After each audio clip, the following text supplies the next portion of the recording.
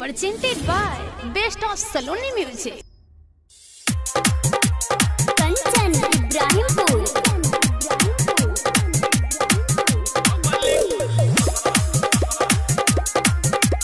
Music by सुगम राजा।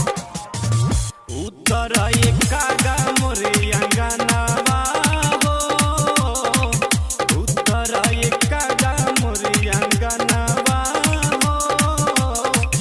कबल घरे आई है मोरे सजनावा हो, एकागा कबल घरे आई है मोरे सजनावा हो,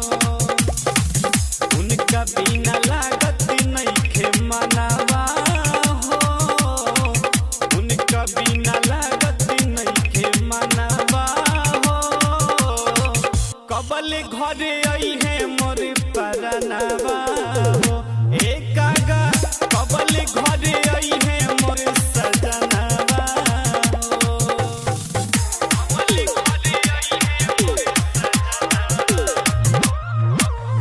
कंचन इब्राहिमपुर। कवने कारण पिया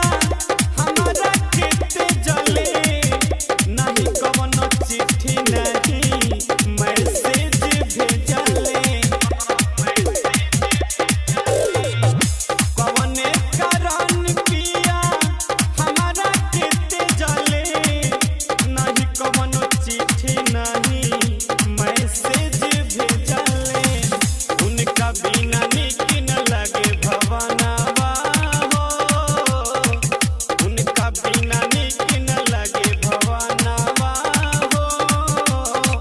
कबल घरे आई है मोरे परनावा हो,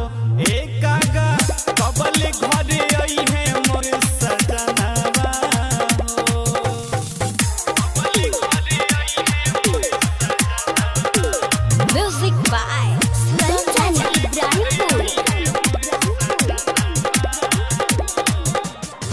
सोना जस जवानी हमार माटी में गलता, रुई के से जरिया अब काट जैसे हालाता,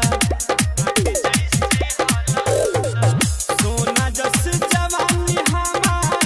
माटी में गलता, रुई के से जरिया अब